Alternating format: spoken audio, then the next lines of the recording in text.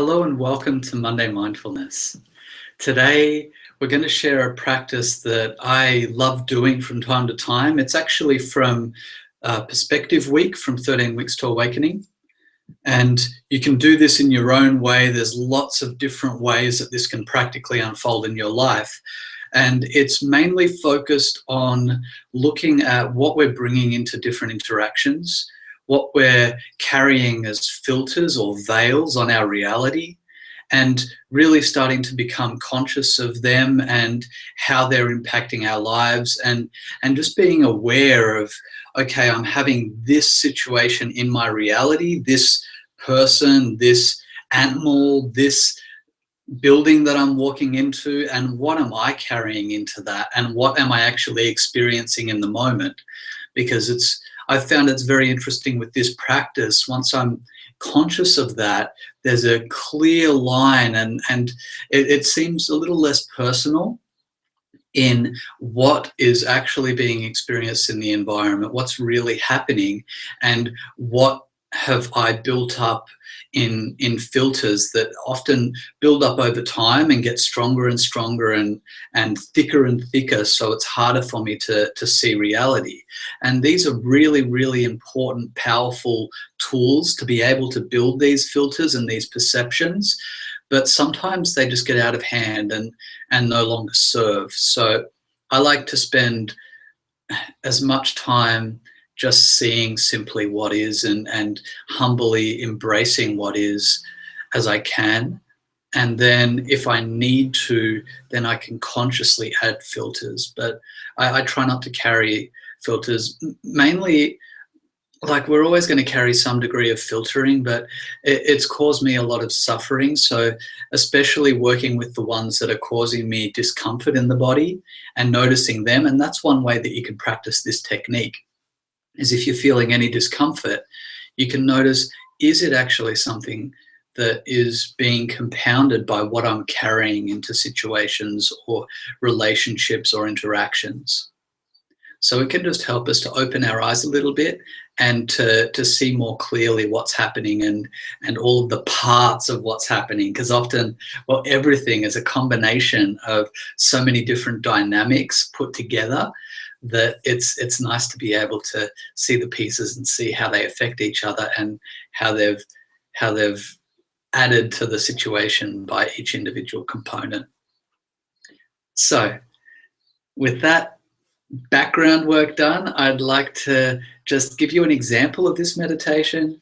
This is how I usually start doing this practice, and then I let it creep out into my life. So it's another one that I love to do with the walk into work, or just staying open for as long as I can during the day to be aware of this, or setting reminders through the day.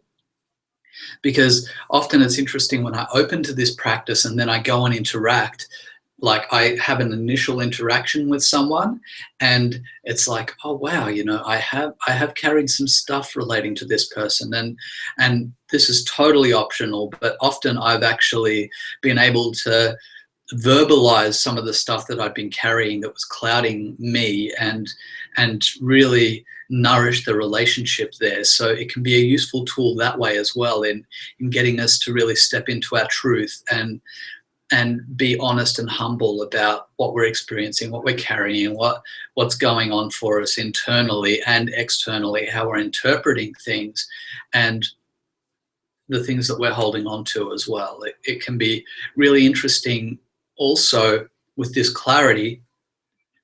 Like, for example, this morning, I was just staying really open and sensitive, and I noticed a cat came up when I was preparing my lunch, and I was like, I really wanted to get out of the house and get moving with things, and I like had all of these filters going on inside me, and all of these stories that I was telling about, man, if I play with the cat, I want to make sure I wash my hands well and then get organized with there was all of these, so many dynamics of this story, and it played out in like 2 seconds of the cat jumping on the bench. And I was like, And I felt all of this. And I was like, layers of filtering just coming on top, and I could feel them all at once, all meshed together.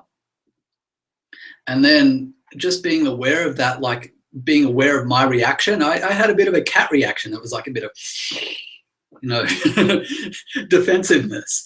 So when I had noticed that reaction and was having that experience, and with the consciousness to see what was happening, I was like, okay, what's a priority for me right now?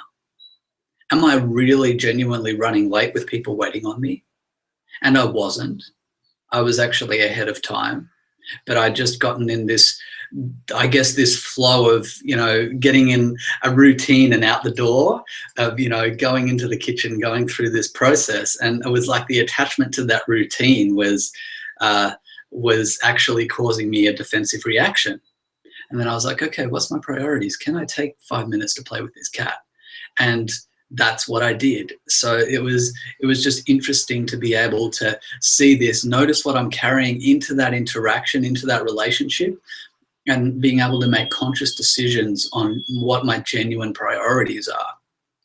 And being humble enough to look at my reactions and say, oh yeah, you know, I was having a bit of a resistant reaction, and I wasn't really seeing the cat there.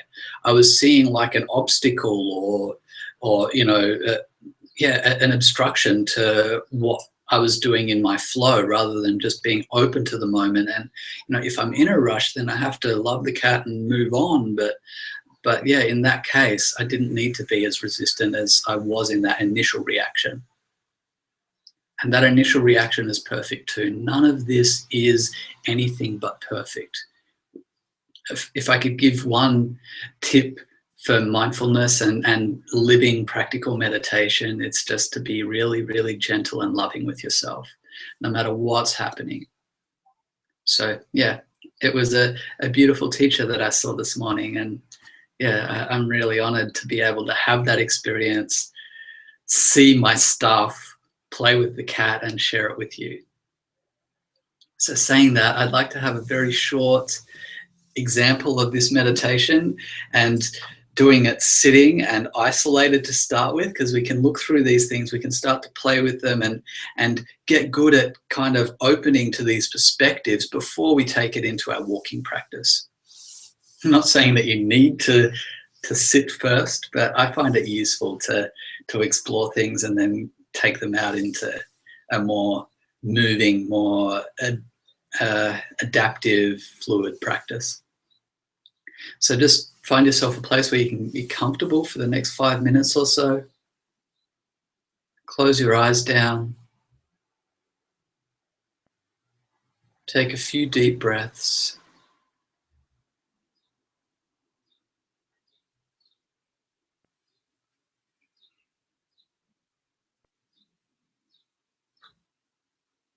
Breathing really, really long and deep, just opening up the body.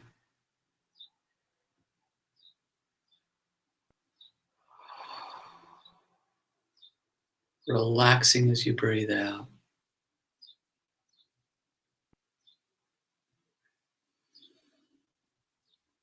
And I want you to bring your awareness to anyone that's been at the forefront of your thoughts lately.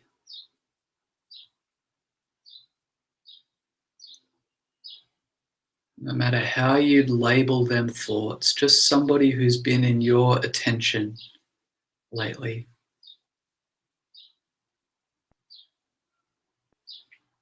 Just notice how interacting with that person feels. How it feels to meet that person.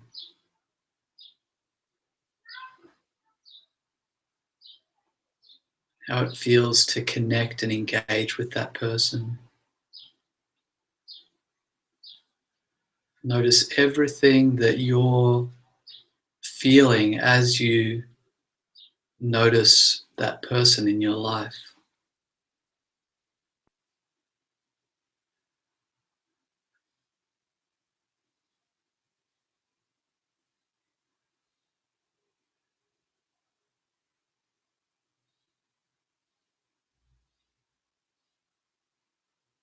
Notice if it feels like you're being drawn together or pushed apart.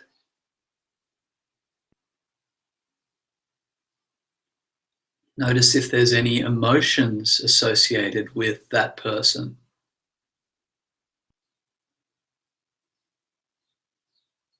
Notice if there's stories, mental dynamics and things that you're telling yourself about that person.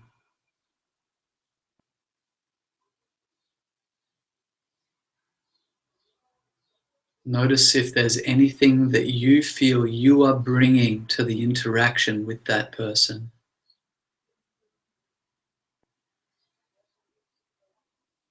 Is there any way that you expect them to behave?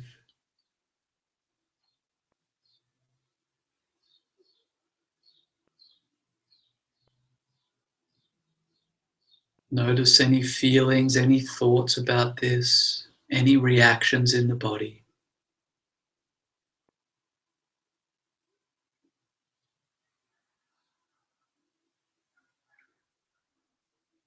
Notice if there's a way you expect to feel when you connect with that person next.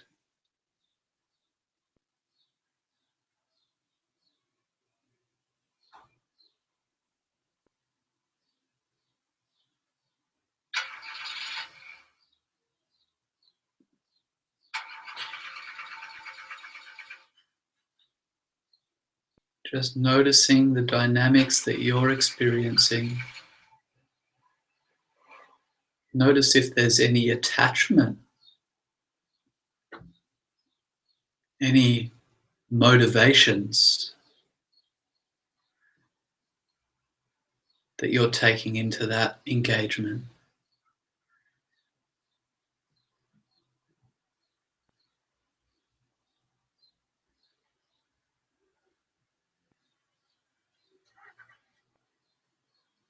Do you feel you have needs to be met by that engagement or not? Just noticing.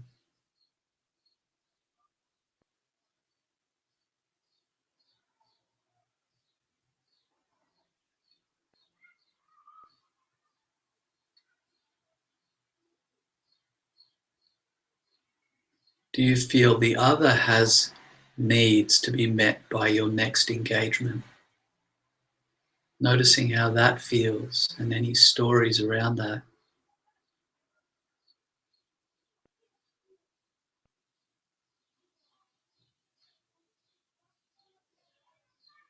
And just noticing those details, the needs, opening up the heart,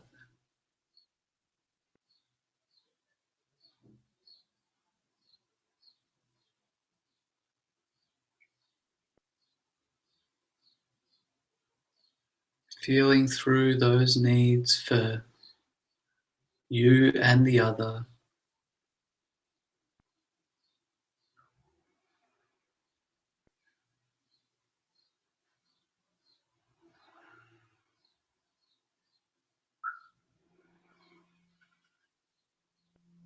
Just giving yourself a minute to feel through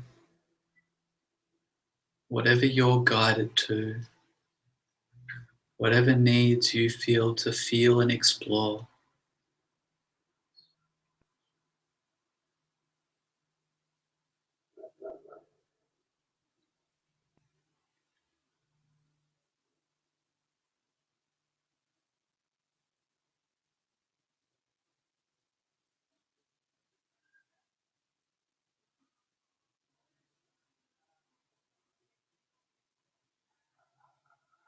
And just opening up to the whole experience of that interaction, that engagement with the other.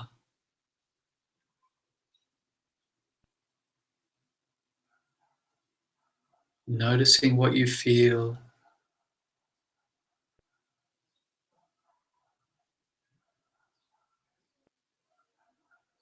tracing those feelings to their source, really looking at what is the belief system that's under these experiences. What is it that's causing you to feel this way?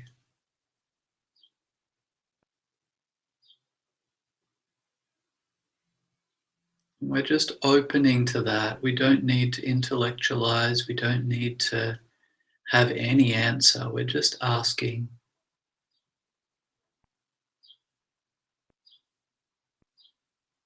What's at the heart of what we're feeling here?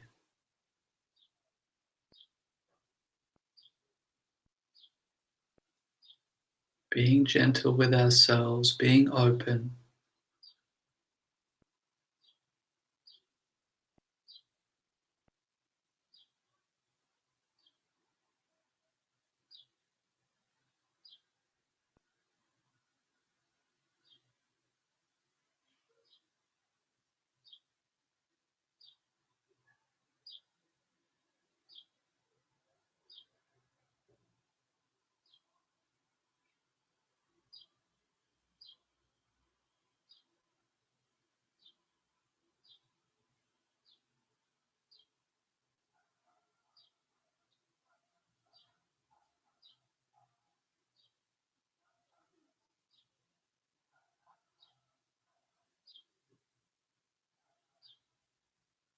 And just taking a few deep breaths of gratitude for our body, for our experience, for the teacher in all these things that we're looking into.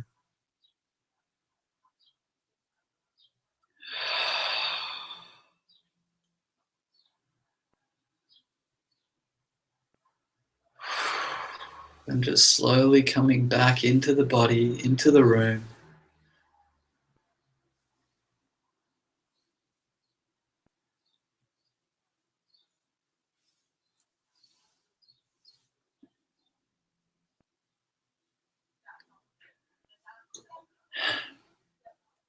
I love doing that practice. It gives me great clarity on situations, especially ones that are rather emotional. That lets me really feel through the emotions and sit with them and learn from them, rather than being reactionary or, you know, needing to rush things.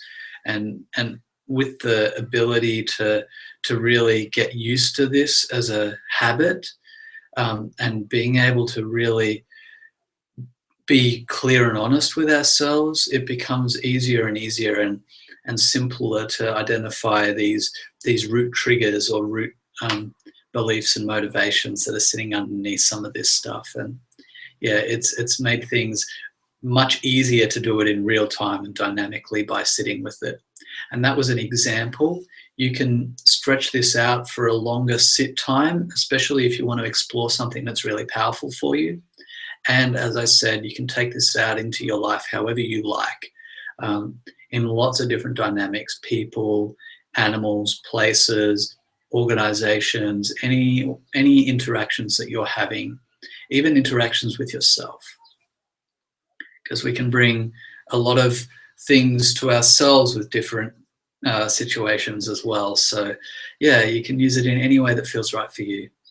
So if you've got any questions or feedback about this or any other practice, please let us know. And yeah, join us next week on Monday Mindfulness. Have a fantastically wonderful week. Ciao.